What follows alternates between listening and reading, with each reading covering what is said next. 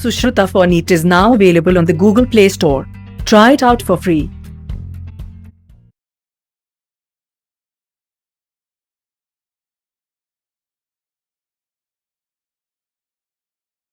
So good morning, students. We have started this chapter 3 lectures ago, and we have studied there what are the redox reactions. Particularly, redox reactions means reduction and oxidation reactions when both happen simultaneously. Usually, it happens. Reduction cannot happen alone, and even the oxidation cannot happen alone in a chemical transformation. These reactions always happens in couple, always go in tandem. The thing is, then we studied what are the reduction and oxidation. How will we find out? And the reduction means, I'll just tell you, reduction means the decrease in oxidation number of an element in a given compound or given substance during the course of reaction.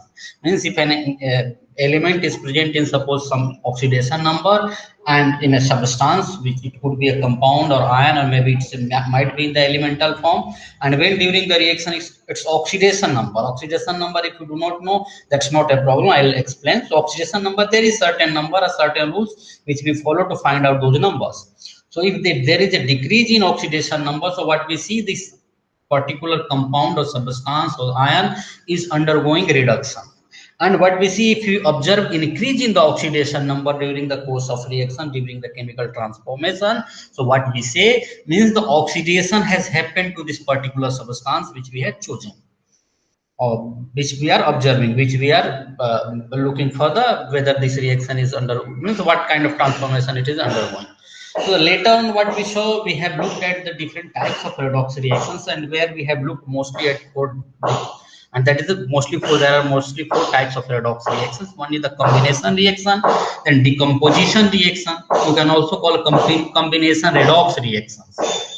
Combination redox reaction you can call, then decomposition reaction or decomposition redox reaction, and then displacement reaction, metal displacement. This displacement reaction could be of two types: metal displacement or the non-metal displacement. What are the metal displacement, non-metal displacement, we'll see shortly. And then disproportionation reaction, some examples we have seen earlier. And also combination reactions I have explained. Combination reactions means what two different species they combine to form one compound or something, or a set of chemical compounds. In such a case, but wow, our focus is only on the combination redox reactions. So what we will see, at least combination redox reactions, what we see, at least one compound or one species must be in its elemental form. How will we, without, one thing is to whether to understand whether this combination reaction is redox reaction or not. What will you do? Either you find out oxidation number of all elements, and you see whether there is any change in the oxidation number of any of the elements or not.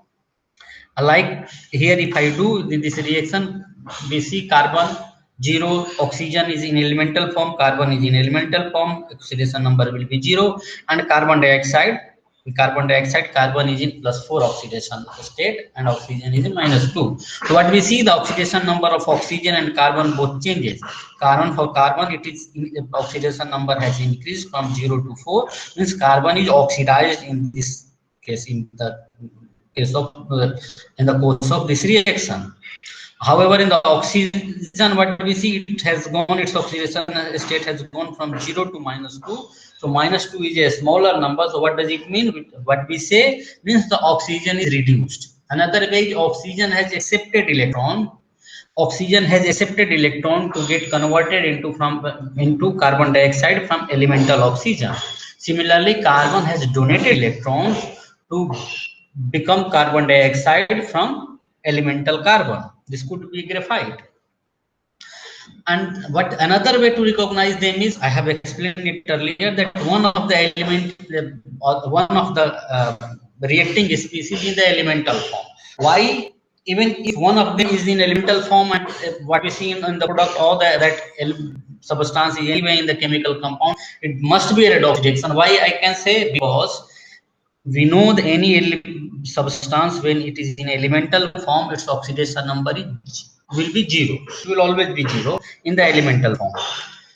And when it forms a chemical compound, we know during the formation of chemical compound, either electron is being shared or electron is being transferred. That is whether the compound is ionic compound or the covalent compound.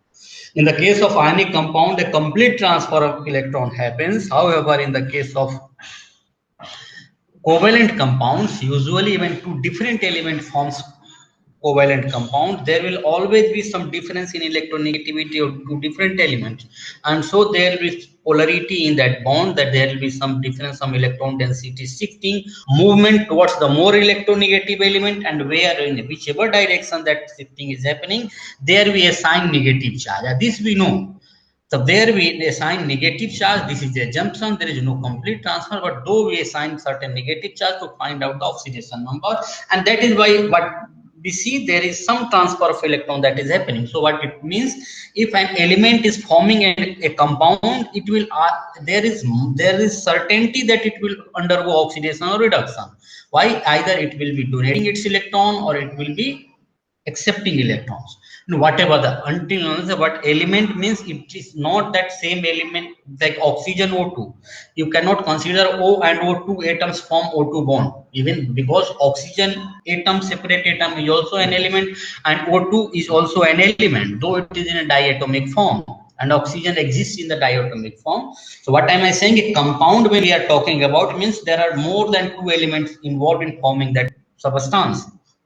That is why we see, so it is given, even if one element, one substance is in the elemental form, you don't have to check whether the change, what is the change in oxidation number, don't have to find out oxidation number.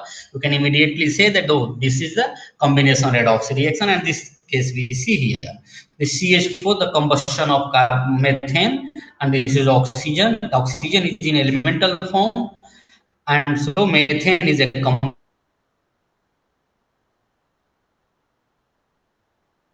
and it forms carbon dioxide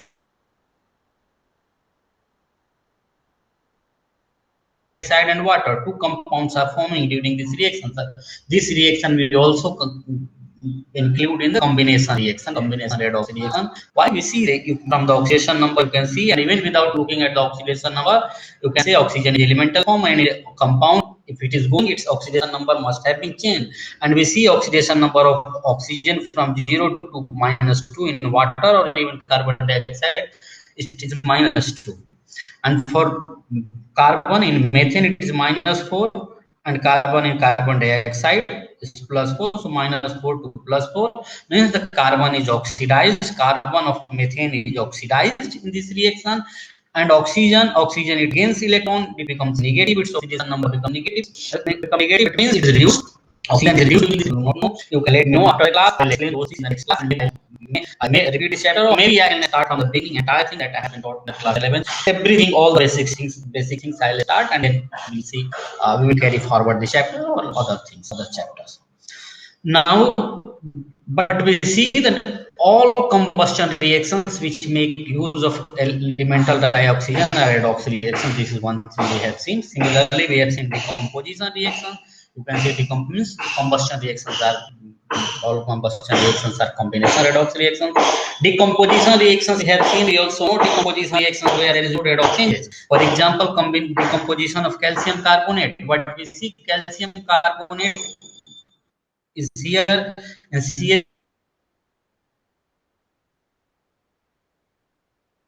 CaCO3, it forms calcium oxide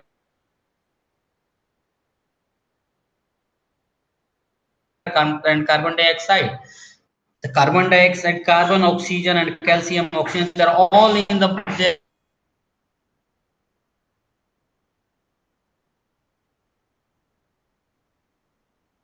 they are not in the elemental form. So what we see, there is no change in the oxidation number of any of the element. It means this change is not a redox change.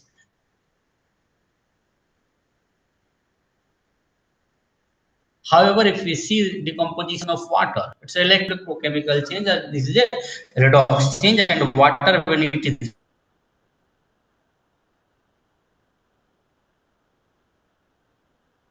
decomposes into hydrogen and oxygen gases. What we see, at least one of the element is one of the substance in the elemental form, or one of the product is in the elemental form. So even in all these reactions, the potassium chlorate, this oxygen elemental in the elemental form. So what we see, that this is also a decomposition redox reaction. And if you want to find out oxidation number, whether this is a redox change or not, you can find out oxidation number of each element and see, like oxygen, what we see, it's in the oxide form, -2 oxidation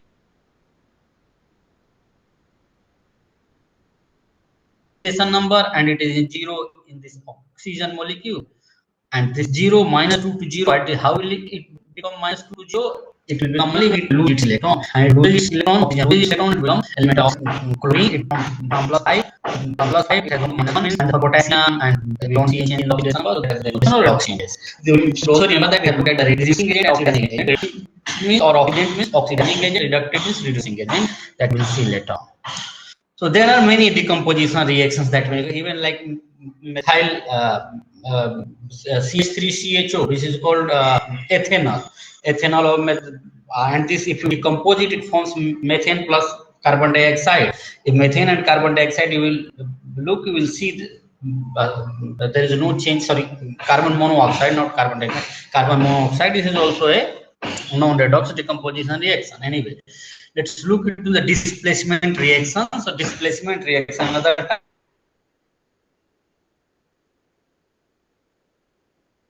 type of redox reaction. At this example, we have seen one element displaces or replaces one of the elements from its compound or from its salt.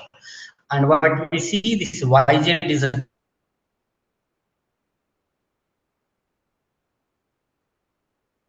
compound, and when this YZ reacts with X in this representative reaction, X, Y, and Z could be anything, any chemical species, and if what we get, X forms among with Z and Y is in form. Here X is in elemental form, its oxidation number will be 0, and here Y is in elemental form, its the oxidation number will be 0. In this case, what we see, Y is on the left hand side, in this salt, Y will have some positive oxidation number. So from positive, it has become 0. So it means this Y has been reduced. So whatever this representative example we have seen here, the specific example will look at metal displacement and non-metal displacement. Metal displacement we have looked in detail.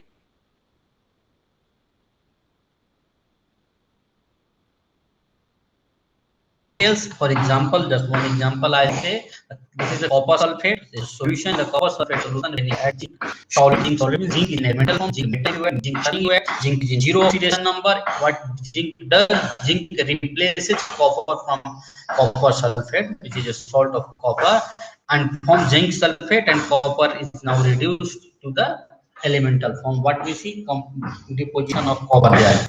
So sometimes in kind of reacts happens in electroplating, also purification of metals, while we get them, extract them from their ore, we get them purify to 99.99% or something, we do this kind of reactions.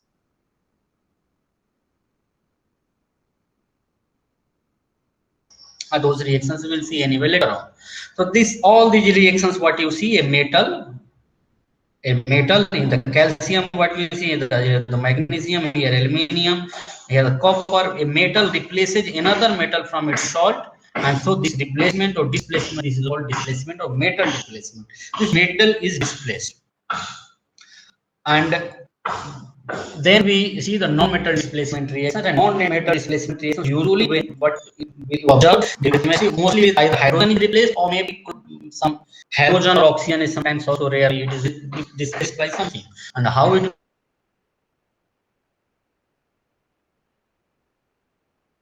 will be displaced, some examples we will see, they are displaced mostly either by hydrogen is displaced mostly by metal, and halides will be displaced by other negative elements, oxygen will be displaced by smaller electronegative elements. Why hydrogen will displace all the alkali metals? What you see, all the alkali metals, if you remember what are alkali metals, are first group metals. If you remember the periodic table, the first group metals are all alkali metals, from lithium, sodium, potassium, rubidium, Cg, they are alkali metals. So all alkali metals.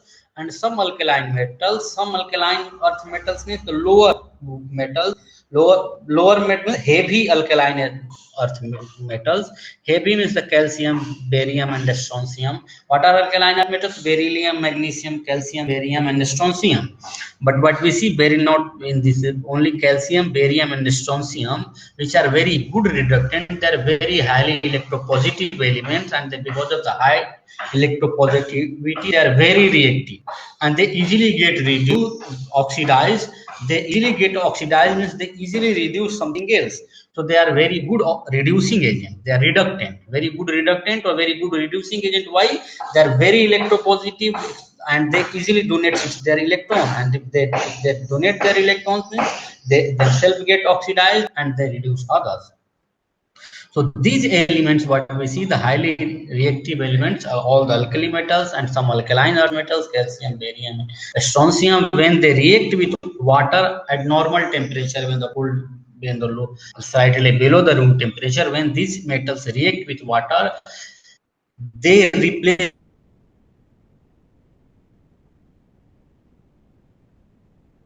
these metals replace hydrogen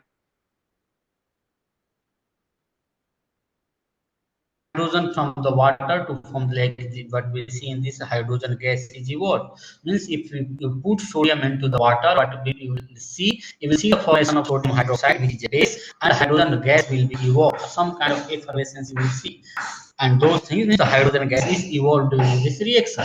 Not only the sodium, even if you add potassium or calcium, barium, strontium, cesium, anything, you add to water liquid at normal temperature or slightly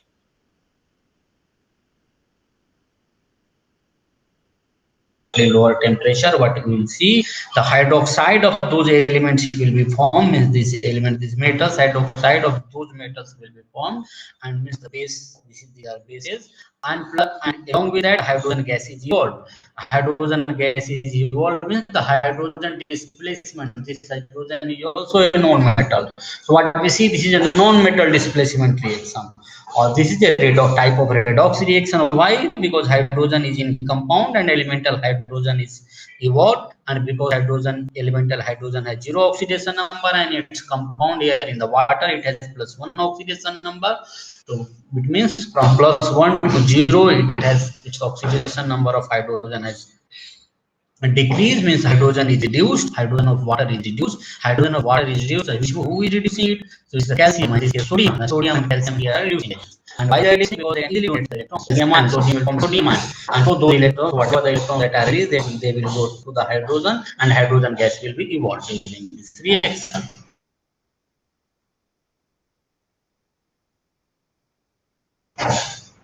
What we see, these are very highly reactive metal, by highly active metal.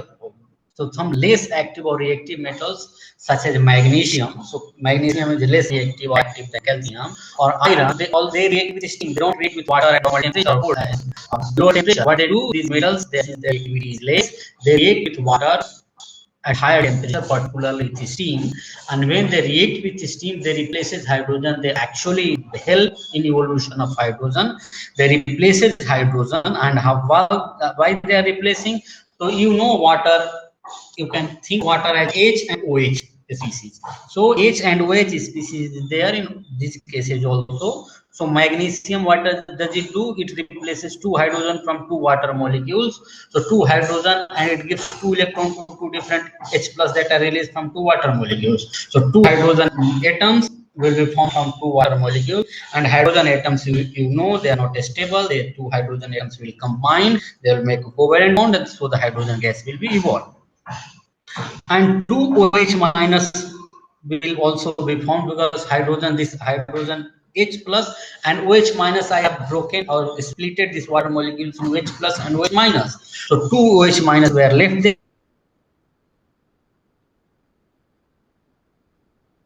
there, and these 2 OH minus will form react with magnesium, so magnesium hydroxide. And similarly, iron, in the case of iron also form hydroxide, but what we see, there is a further more oxidation happens, and for iron usually the efficient time is given. The ferric oxide is thermodynamically more stable than the ferric hydroxide, so it will with enough time it will get converted into the ferric oxide. So anyway, the similar reaction is happening and the hydrogen is, the gas is evolved. So what we see, the hydrogen is replaced by certain metals. So this is hydrogen displacement reaction. Hydrogen is non-metal. So again I say this is non-metal displacement reaction. So another example, if you look at, we see that not only these elements, some other elements, some other metals as well, means all the other metals, alkaline earth metals, all kind of metals that we see in these two examples, and some other metals as well, they react with acid. And then when they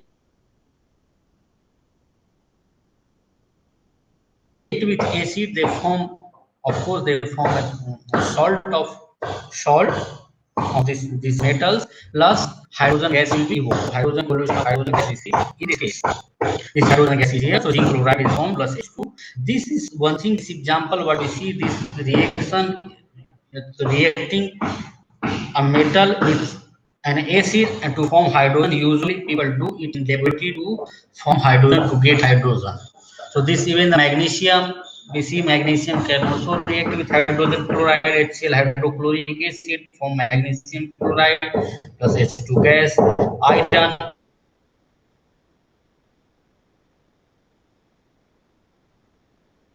Iron reacts with hydrochloric acid and form FeCl2 plus H2 gas.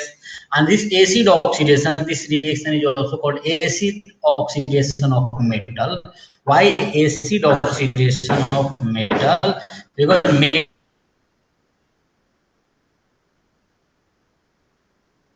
metal is oxidized in presence of acid.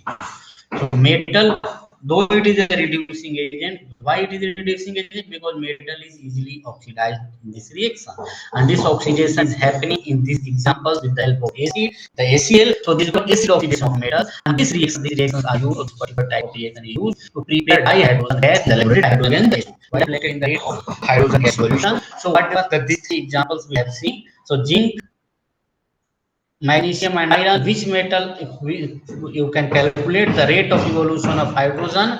So in which case the hydrogen evolution is faster and which case it is slower. So based on that rate you can say that which metal is most reactive, and with that if you find out the reactivity, find out that magnesium, if you add magnesium, the rate of evolution of hydrogen is maximum. Then the zinc and then the iron, in the case of iron it is least. So the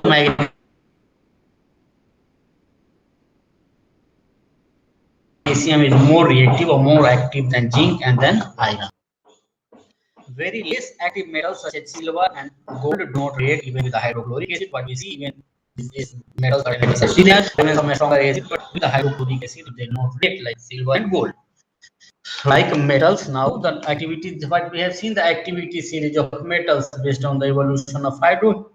So similar thing we can also look for the halogens. What are the halogens then? The halogens are group 17 elements: fluorine, chlorine, bromine, iodine, astatine. Those are halogen elements. So they are just placed before the noble gases. The noble gases we know: helium, neon, argon, krypton, xenon, radon. Those are noble gases. They are just placed before them, and the noble gases are group 18 elements. So halogens are group 17 elements. So the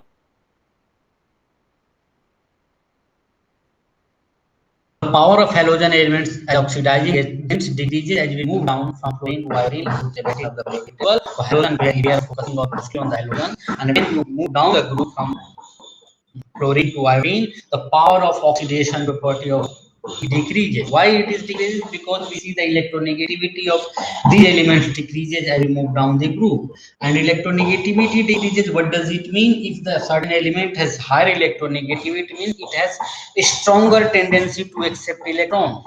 If it has a stronger tendency to accept electrons, what does it mean? If it is in elemental form, a particular element is in elemental form, zero oxidation state, and it has very strong tendency to accept electron, it will become negative, means this will become reduced. So the reduction of this element will happen, means it will oxidize some other elements. That is why what we are looking at, the oxidizing agents. These elements, they are all non-metals. They have strong high electronegativity, and because of high electronegativity, they usually behave, usually not always, usually normally most of the reactions when we look at the halogen, they behave as oxidizing agent. However, certain other elements, chlorine, bromine, and iodine, they are not exclusive oxidizing agent.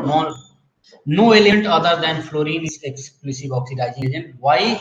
Because even if the oxygen, that is one thing that we may see later on in the periodic table, periodic property when we'll see. So, but the thing is, just you can focus here is the fluorine electronegativity is highest. No one can give their electron to fluorine because fluorine's electronegativity is highest. It will only accept electrons from other elements. However, fluorine can get electrons from other elements as well. So from fluorine next, what the element next on the electronegativity scale, it is oxygen. So fluorine can also take electron from oxygen, and oxygen can give electron to fluorine, but it accepts electron from all other elements.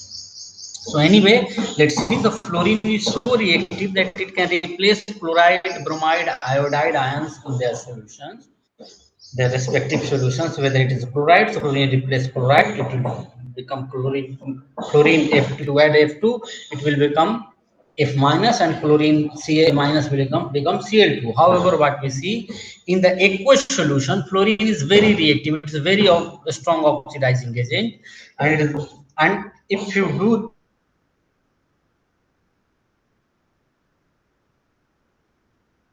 take this chloride, bromide, and iodide in aqueous solution in the presence of water, what we see, fluorine not only oxidizes this chloride, bromide, iodide, it also oxidizes water, the oxygen as well. And what we see, the oxygen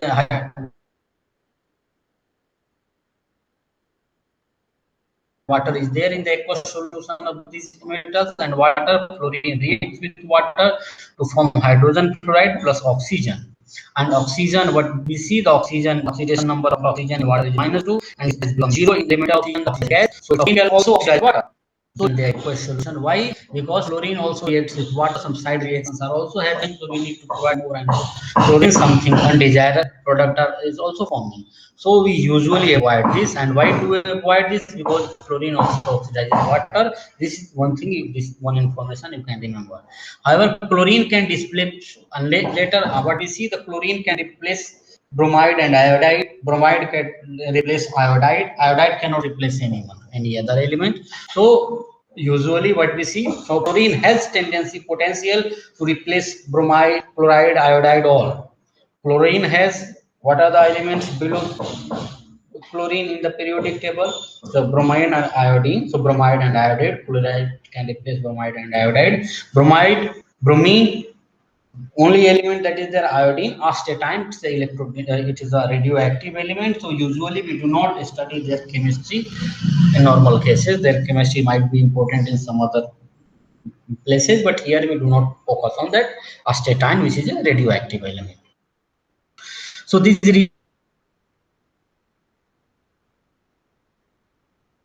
reactions can be written in ionic form. So what we see, the chlorine can replace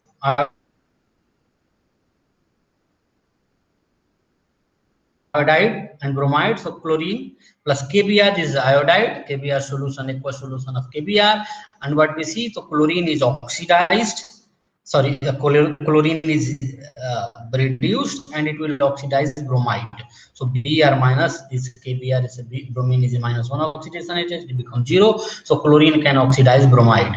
Chlorine can also oxidize iodide, so by -1 and form iodine. And here what we see in this case is K plus 2K plus, and so actually this is 2K plus and 2Br minus. This is also 2K plus 2Cl minus. So what can I do? I can also cancel out 2K plus 2K plus from reactant and product to so this is then I can represent this entire reaction in this form, and this is called ionic form of this reaction. So Cl2 plus 2Br gives 2Cl minus, this one, plus Br2, and 2K plus that were there, they are cancelled out. Similarly, this reaction for chlorine with Ki, we can also cancel out these two potassium ions, 2K plus from reactant and product to represent this reaction in the ionic form. Cl2 plus 2I minus aqueous, I minus aqueous, why it is dissolved.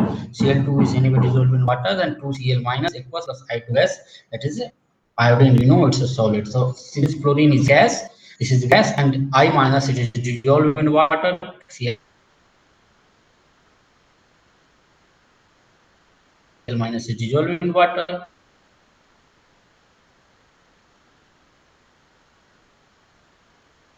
So iodine is oxidized anyway, that we know. So bromine and iodine, and this reaction that usually study and use in identifying which ion is there in the aqueous solution is here. If the bromine is there, what you do, the aqueous solution is there, you add carbon tetrachloride or carbon tetrachloride, and there is dissolved there. These gases are not dissolved, bromine and iodine are not dissolved in water.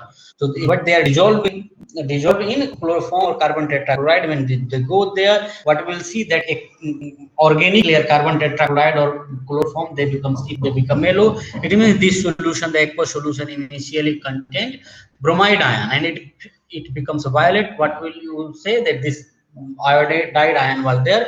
It means we have taken in that solution Ki. So this is one test to identify bromide or iodide ion, and this test we do usually because we know this iodine and bromine, they are non-polar molecules, and non-polar, but the non-polar we'll see in the periodic, sorry, in the chemical the chemical bonding chapter. Chemical bonding we have studied earlier, but that I can explain for you later on. So if you want, the non-polar molecules such as carbon tetrachloride is also non-polar solvent, so it will easily dissolve in that. So separated, based on that, they are separated. They can also be separated because if the organic layer, if they are separated, so you can separate out organic layer, you can take somewhere else, you can evaporate the solvent, and whatever you will get is the bromine or chlorine or something like that. Anyway, similarly, bromine can displace iodide ion from its solution, that I have explained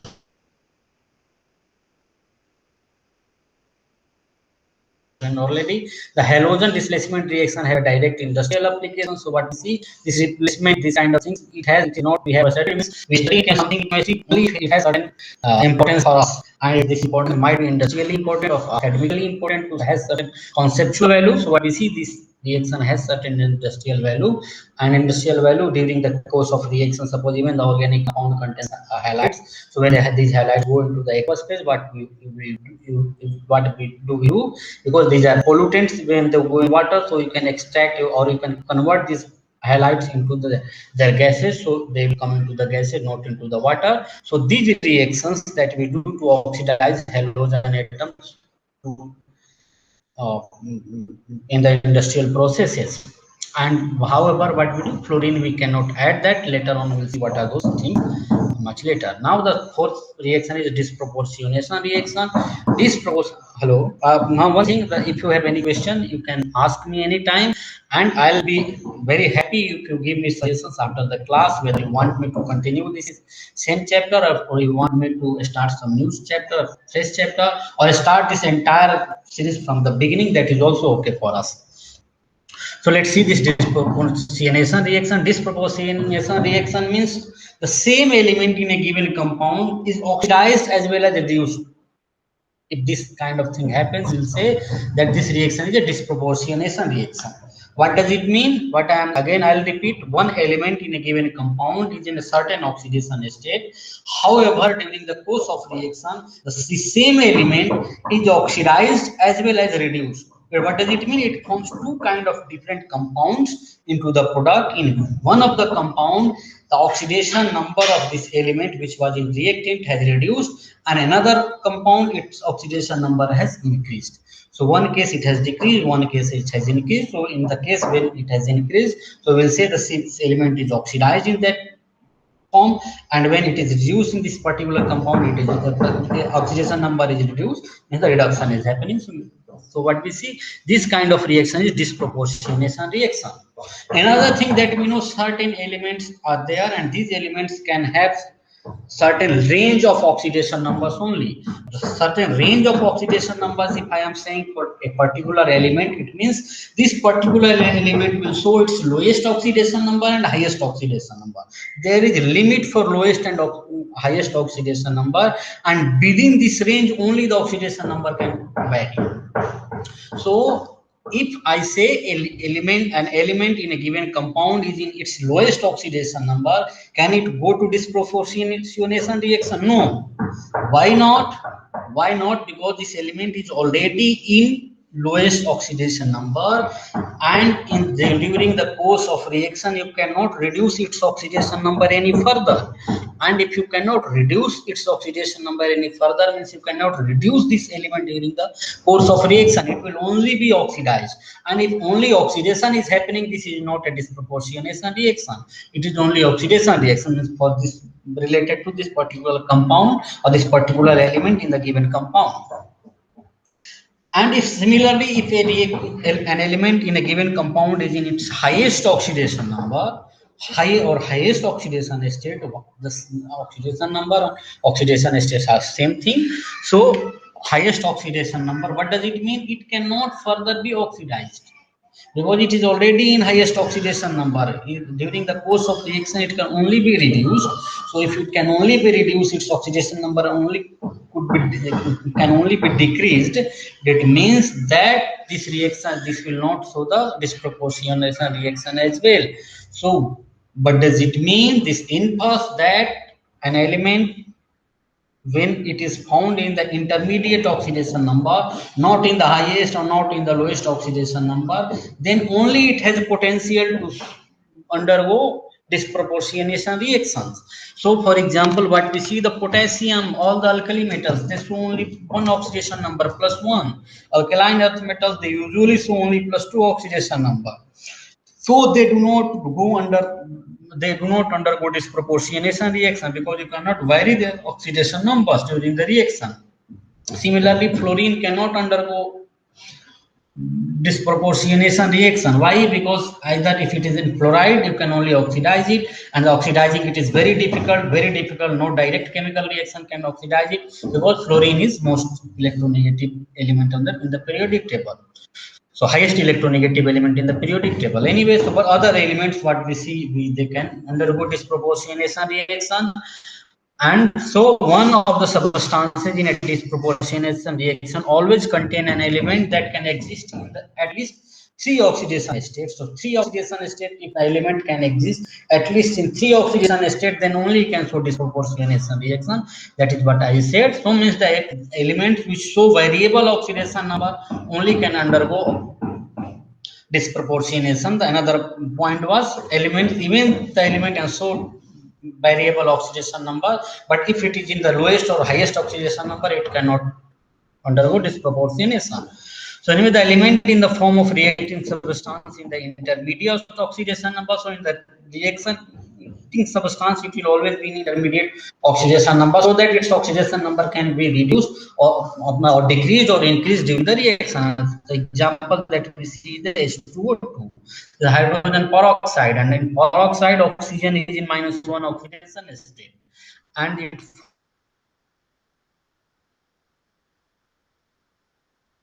forms after the reaction, after decomposition of hydrogen peroxide, what we see, it forms water molecule plus oxygen molecule, oxygen gas.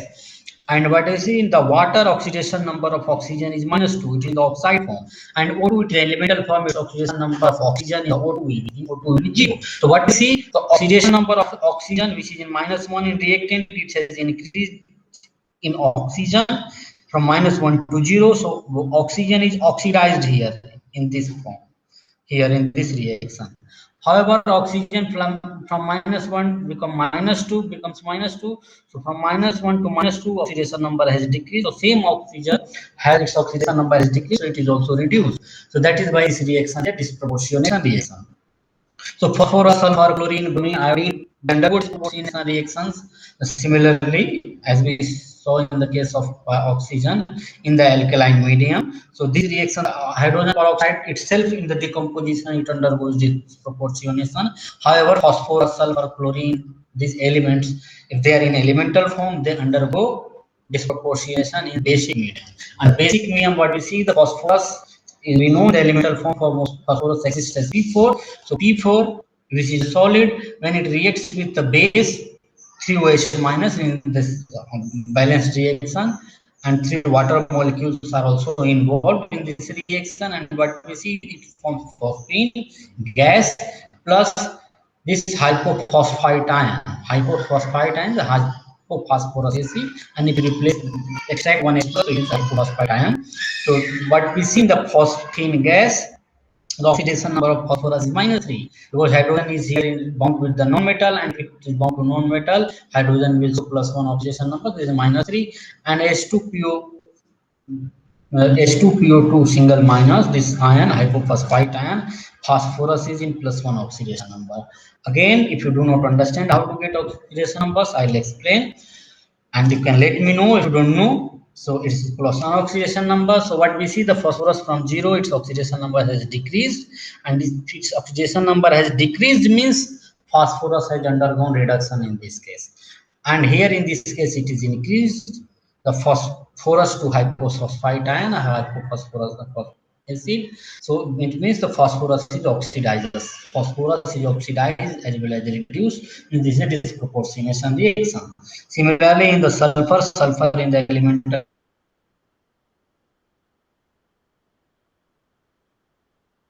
form, it is formed as S8. Sulfur, it reacts with 2 hydroxide ions and it forms sulfide. This is sulfide.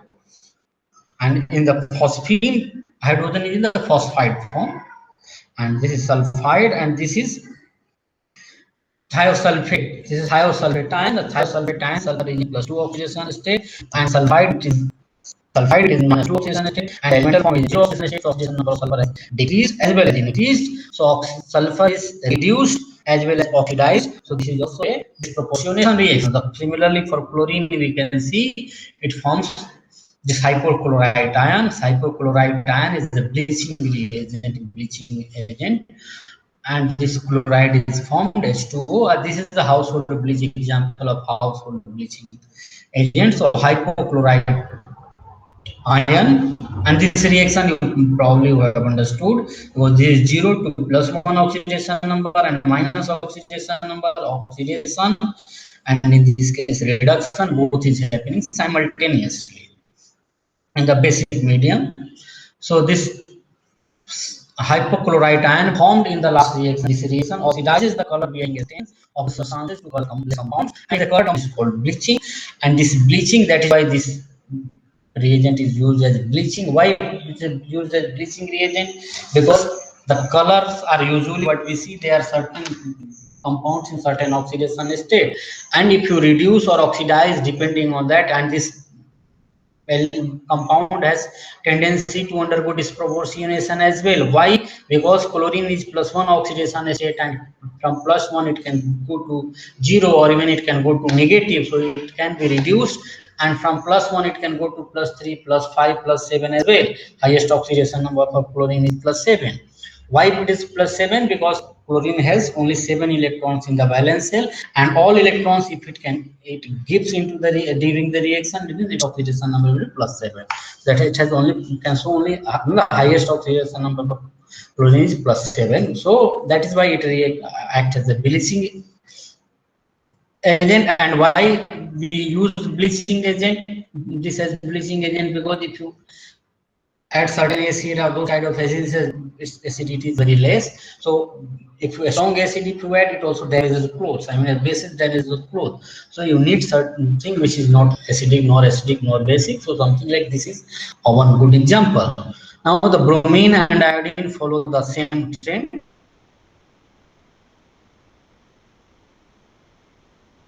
As we see for the chlorine, the bromine and iodine also show the same reaction when they react with bases. A base means the hydroxyl ions, this OH minus ion, and they form this hypobromide or hypoiodide ion, hypobromide or hypoiodide ions, and this kind of things that is one and both. However, the fluorine doesn't show this reaction. Why does not show? Because it can it reacts with the certain other reaction. It can also oxidize oxygen, and so it oxidizes oxygen. Chlorine, bromine, and iodine cannot oxidize oxygen because their electronegativity is less than oxygen. However, chlorine's electronegativity is more than oxygen, so fluorine can also oxidize oxygen, and that is what we observe. So fluorine, when react with OH minus hydroxyl ions, it forms 2F minus. It gets itself oxidized, reduced. Fluorine itself gets reduced and oxidizes oxygen here to form OF2, and OF2 we know oxidation number of oxygen is 2. So oxygen is other than this, what is this OH minus ion in the aqueous solution, what is the non-reaction of fluorine with water we have already seen where the oxygen that was evolving. So that reaction, side reaction is also happening there.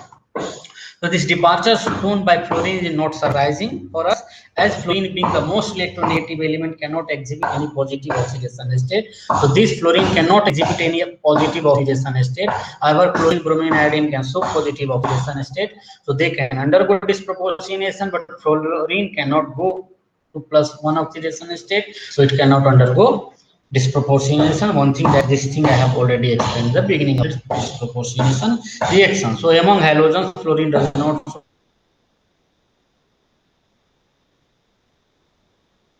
disproportionation tendency. Let's see this example. We have to find out which of the compound cannot undergo disproportionation reaction.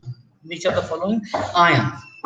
So if you look at these ions, ClO minus oxygen is -2 oxidation state, the chlorine will be +1 oxidation number. So -2 plus oxidation number of chlorine X. So X minus 2 is equal to -1. That is the net charge on this. So X will be +1.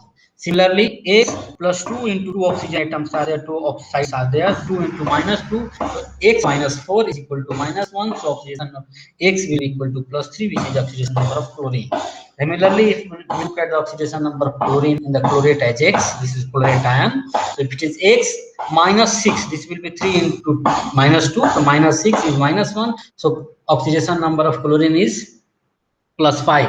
And here in the perchlorate ion oxidation number of chlorine is +7. You can similarly find out oxidation number of chlorine perchlorate. So what we know, if oxidation number of chlorine has 7 electrons in its valence shell. So what is the minimum oxidation number it can show? The minimum oxidation number will be number of valence shell electrons of chlorine minus 8. So the 7 minus what is the number of electron in the valence shell for chlorine? It is 7 minus 8. That is because of the octet rule. 7 minus 8 is -1. So chlorine's lowest oxidation number is -1. So anyway, the oxidation number that we see on this compound is +1. And let us see highest oxidation number. So highest oxidation number, how will we find out? We simply, if we know what is the number of valence shell electrons, the maximum number, that number is the maximum oxidation state. So chlorine has 7 valence shell electrons, so it can show +7 oxidation state. So +7, so chlorine in -1 oxidation state and +7 oxidation state will not undergo on disproportionation. And in this compound, what we see, the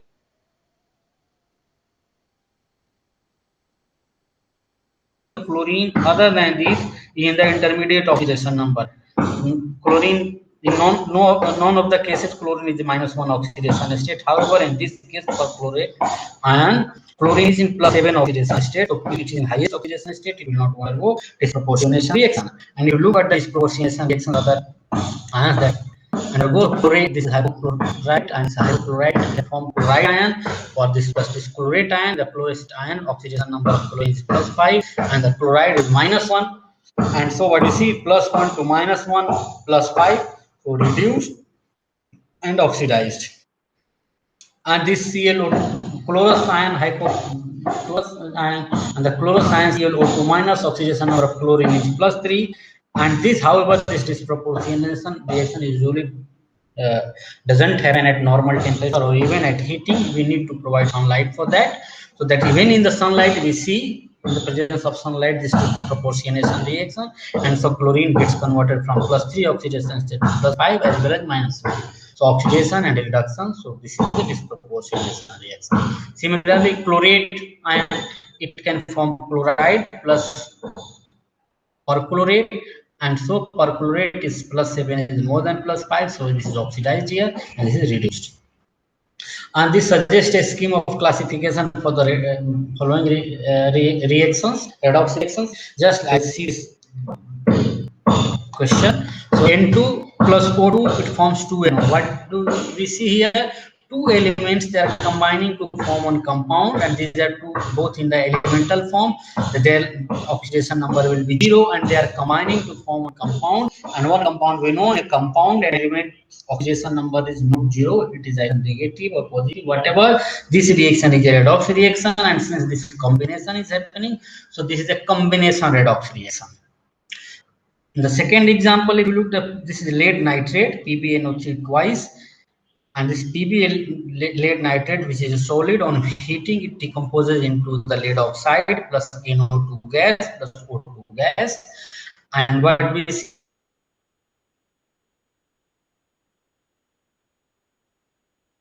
in this decomposition reaction, at least one element is being evolved and is being produced, and this element is oxygen, and so oxygen is in elemental form. So this is decomposition reaction, and what we see, one compound is the product is in elemental form. So even without finding out or calculating oxidation numbers and finding out change in oxidation number, I can say this is a redox reaction. And since this redox reaction, decomposition of this compound is happening, and so this is a decomposition redox reaction. Decomposition means breaking, cleavage of this compound, breaking of this compound. And now if you look at this NaH plus H2, H2 is a liquid, NaH sodium hydride, which is a solid, and it forms, when they both react, they form sodium hydroxide plus hydrogen gas. So what we see in this case, hydrogen is in +1 oxidation, sorry, -1 oxidation number of sodium hydride. Why hydrogen is -1 oxidation? Because sodium metal is more electropositive than hydrogen, so it will give its electron to hydrogen, and this is hydride. So hydride, which is a base. How it is a base? Later we'll see. It's a base. You can see it abstract H plus from water, so it forms H plus, and this is H minus and H plus. They combine together. Hydrogen gas will be formed, H2. H minus plus H plus, it will be H2, because one hydrogen element has atom has 1 electron, and H minus has 2 electrons, and H plus has no electron. So if they both combine, they both have 2 electrons now. So it is hydrogen molecule. Hydrogen molecule has 2 electrons, and this NaOH is base. So what we see in this reaction, hydrogen is replaced. Hydrogen is replaced from the water. It is displaced from the water. Gas. So this is a displacement reaction, and displacement reaction, a displacement redox reaction. And what kind of displacement redox reaction it is? It is a non-metal displacement redox reaction, because non-metal hydrogen is displaced. Now in this example,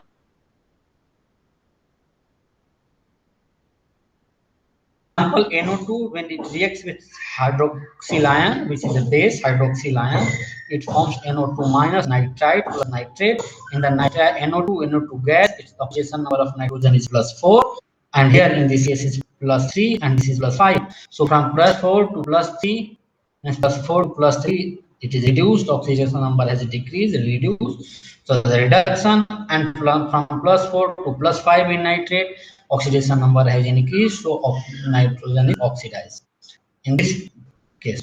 So this is disproportionate reaction. And this is the reaction, which was usually the topic for today's class, but I got late, but I thought I'll finish it with in few minutes time. And anyway, let's look at the balancing of redox reactions. Usually what we see, stoichiometry we talk about. When a reaction, we talk about stoichiometry. Whenever we are talking about, we see all the elements must be in the balance. The number of atoms in the reactant and product must be the same. Why? Because we know during the course of reaction, atoms are not being formed during a chemical reaction. No new element or no new atom will be formed. So whatever the atoms, number of atoms were in the reactant, the same atoms will be, the same element will be in the product, and same number of atoms of that element will be in the product also. And how, if it was not there? So that means we had to balance the number of atoms of a particular element into the reactant and product. Their numbers must be same, and that is what we call the balanced chemical reaction. However, in the case of redox reaction, one more thing that we have to look into, that is balancing charges on different chemical species, because during the redox reactions we also see certain ions are produced, and when those certain ions are produced means there will be certain charges, and those charges on these different species, if they are not balanced, we cannot say this redox reaction is chemically is balanced. So to balance them we need to have take care, we need to take more care. And with the balancing chemical reactions, what we do, we just by inspection you can see how what coefficient should be added to which reactant or which product to make this reaction balance. However, in the case of redox reaction, it is sometimes it is not that trivial, and if it is not that trivial in certain cases, we have to follow certain rules, certain order, and then only the system, or we have to follow certain systematic approaches. If we follow certain systematic approaches, we won't make any mistake, and when we won't make any mistake, we can oxidize, we can balance those reactions as well. So there are two methods that are usually more popular, and these two more popular methods to balance redox reactions are called oxidation number method and half cell or half reaction method. Oxidation number method. So in this method, as the name suggests, so in this method we find out the oxidation number of different elements, and we see which element is undergoing reduction and which one is undergoing oxidation. Reduction means the gain of electron, oxidation means the loss of electron or donation of electron. So then we balance how many electrons are donated and how many electrons are accepted, because during a chemical reaction, electrons, number of electrons and their transfer must also be same, because even the electrons reactions will be balanced in terms of electrons as well. So that thing we see, we take care. So, and then we follow certain other things and we find a balanced reaction. However, this half reaction method is based on something else. In this thing, what we do, we divide this entire redox reaction into two parts. One is the oxidation half, and then another is the reduction half. So we identify the oxidation half and reduction half. We separate these two half reactions, and then we balance each half reaction separately. And after balancing each half reactions, we add these two reactions. And after adding these two reactions, we get the net reaction, which is a balanced reaction. So these two approaches we follow. One approach is oxidation number method or oxidation number approach. Another is half reaction method or half reaction approach. And the oxidation number method is, which I have already explained. So note here that redox reactions that take place in aqueous media often involve water, hydronium ions, hydroxide ions as reactants or products. So one thing is certain time, sometimes what we will see, then certain reactions are hydroxyl ions, which OH minus ions, or hydronium ions, H3O plus ion, right? And equivalent to H3O plus ion is H plus ion, or H plus ion and water molecules are not added. Only they will see this reactant is oxidized to this and this is reduced to this. If I write a balanced chemical equation, so what will you do? The two half reactions are given, so you can definitely go to the second approach. And then it doesn't mean from there those only reactions and reduction and oxidation half you cannot balance reaction, because certain other elements are also taking part in the reaction, though they are not undergoing oxidation or reduction. So that those elements, because certain these reactions happen usually in the aqueous media, so hydroxyl ions and water molecules are involved when the reaction is happening in the basic medium, and H plus or hydronium ion, H3O plus ion and water molecules are involved when the reaction is happening in the acidic medium. So acidic medium, we know H plus and water molecule is anyway there, and when the aqueous medium is there, and the basic medium OH minus ions are involved and water molecules are there. So let us go to this oxidation number approach. And oxidation number approach, a certain steps we have to follow, and these are the steps that we need to follow. Step one, what will we do? Write the correct formula of each reactant and product. So we'll write correct formula. We should not make any mistake for reactant and product. Then in the next step, what we do? We'll calculate the oxidation number of each element that are involved in this reaction and the given during the reaction and oxidation number. After getting the oxidation number of all the elements, will find out which element is undergoing oxidation and which element is undergoing reduction. And after finding out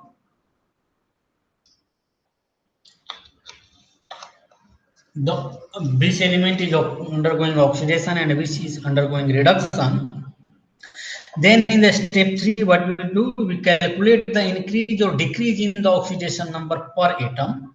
That is, if you get the oxidation number, directly you will see the change or decrease or increase per atom. Then we also do it for per compound or per formula, like in the dichromate ion. If you look at dichromate ion Cr2O7 2 minus, so in this case 2 chromium ions are there, so then we need to calculate the oxidation number change per chromate ion is 2 chromium ions, because if you don't see this change per 2 chromium ions, you won't get a balanced equation.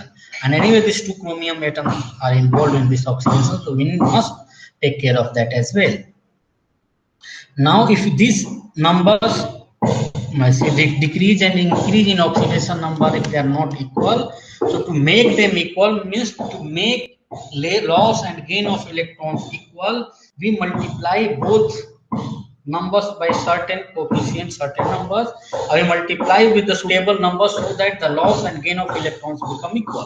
So for example, we suppose during chemical reaction, one element is its oxidation number has decreased by 1 and another element's oxidation number has increased by 3. So what will you do? So to make the loss and gain of electrons balance, so the reaction where the decrease of electron by 1 was happening, so you multiply that with 3, and anyway this was 3, so 1, and multiply this one with 1. I think it is clear. In the example that we will see, it will be more clear to you.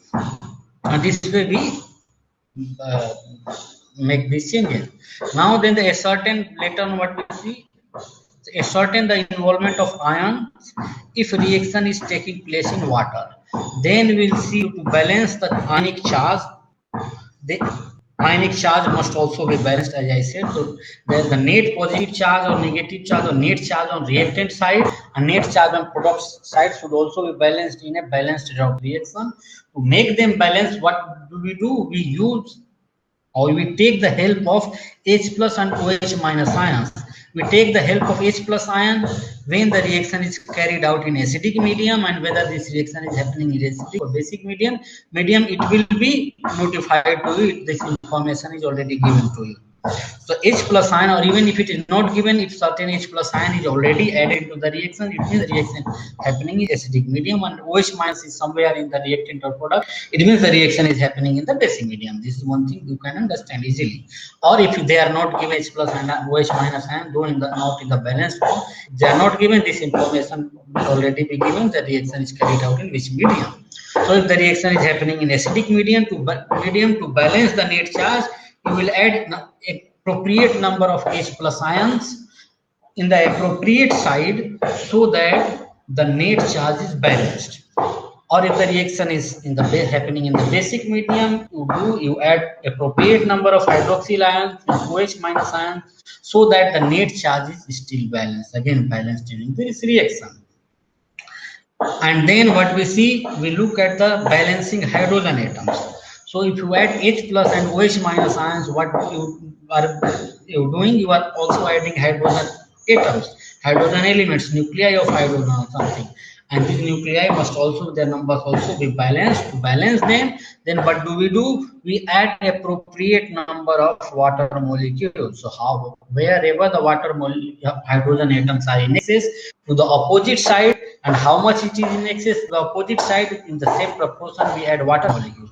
Suppose if during a reaction at this step to step 4, what we see, there are 5 or 4 H plus ions or hydrogen atoms are in excess in the reactant side. So what will I do?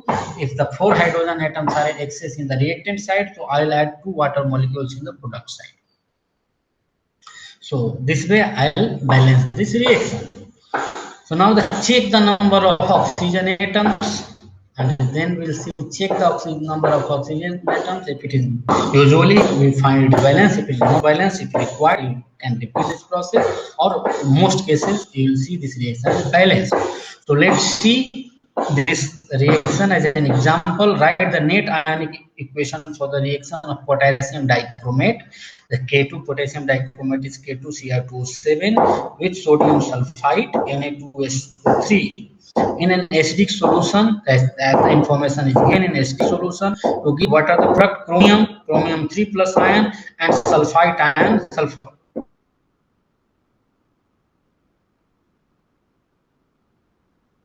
sulfate ion. Sulfate ion is SO4 2 minus ions. So what do we know from this reaction? From this question, that potassium dichromate is K2Cr2O7. So in the ionic form, you don't need the K2 you are adding reactant, you will have to add in product as well. So what we do, you may not need to write K2. So K2 you can avoid. So the Cr2O7 we write. So chromate plus sulfite, and the sulfite, sodium sulfite that is anyway, sodium will, its oxidation number is not changing here or there, so there will be back. So but the sulfite and the product is the chromium ion plus sulfate ion. So why I am not usually metals we are not adding, because in the aqueous solution this are ionic compounds, and when they are 100% ionized, metal is anyway in the free somewhere else. It is ionized, metal will free, and ion the cation will be somewhere else, and an ion will be somewhere else. And what we see the redox chain only in the case of anion in these cases. Because if the metal is first group and second group metals, if metals are not first and second group metals, then there is some other storage will be happening, like the chromium. It is 3D metal. It is not the first group and second group metals. It doesn't have fixed oxidation number. It can change its oxidation number. So that is why the chromium we have taken into the consideration. Okay, the step one, what we do, write the skeletal ionic equation. The skeletal ionic equation will be chromate ion plus sulfite ion. It forms chromium ion plus sulfate ion. Now what we do in the next step, we find out the oxidation number of each element, and then we'll also find out which element is undergoing oxidation and which one is undergoing reduction. So let us find out oxidation number. Oxygen is in oxide form, -2 chromium. If you find out -2 into 7, -14 plus oxidation number of chromium into 2. So 2x minus 14 is equal to net charge, which is -2. So 2x minus 14 is equal to -2, means 2x is equal to -2 plus 14 on the other side, means 2x is equal to 12, and means x is equal to +6. The oxidation state of chromium is +6. In this case, oxide we know. Here again, sulfite, oxygen is in the oxide form, and sulfate we can easily find out oxidation number the way I explained here. And oxidation number of sulfite in sulfur in sulfite is +4. This is the chromium ion, and the chromium ion single elemental ion, and monoatomic ion. This monoatomic ion, whatever the charge on the ion will be there, that will be the oxidation number. This is -3. And the sulfate also, oxygen is -2 and sulfur is +6 oxidation number. So the dichromate. Now what we see, the oxidation number of oxygen is not changed. So oxygen is not undergoing oxidation or reduction. So that we won't focus on oxygen here, but we'll focus on the chromium, which is changes from +6 to +3. The oxidation number is changing. And anyway, in this reaction, if you look the question in the stock notation, the oxidation number of dichromate is already given. The chromate is given. The 6 and the chromium 3 is given anyway. So even if you don't know, you can write it here. So what we see in the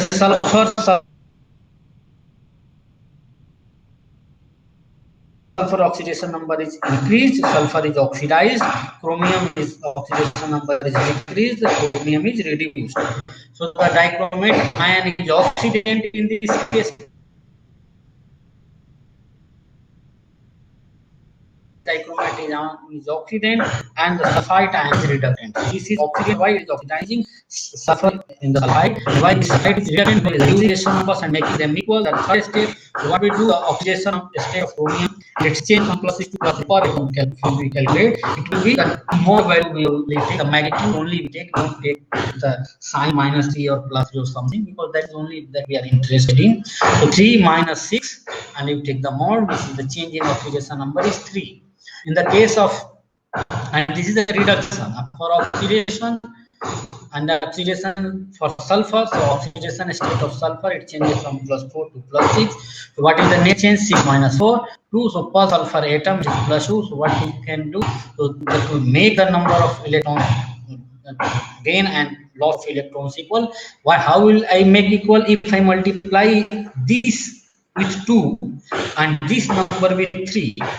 If I multiply 2 with 3, I'll get 6, and multiply 3 with 2, I'll get 6. So the now it will be equal. So what would I do? So how will I multiply this? The chromium. So if I multiply that only one chromium ion into the product, and if I multiply that chromium ion with 2, so the 2 chromium ion now are in the consideration, and in the same thing I also need to do for the reactant. But what I see, then the reactant chromium is already in the atomic form, it is already Cr2O7. So I don't have to multiply that with any number. So what I get is chromium Cr2O7 plus 2 Cr3 plus. So multiplying this with 3 means this. Now let us look at the multiplication of sulfur with the number 3, and what we see, sulfur it is sulfide, only one in the reactant, and in the product is sulfate. Again sulfur is only one sulfur atom is there. So then we multiply this number with the sulfur, all the reactant and product, and that is why in the dichromate we don't have any coefficient before dichromate, but in the sulfur we need to multiply this with 3. So the 3 number is here before the sulfide, and the chromium ion the 2, because we need to multiply this with 2 to make loss and gain of electron 2. You just think and you get this thing very clear. And now the sulfate again multiply with 3, and you get this number. And the step 4, as the reaction occurs in the acidic medium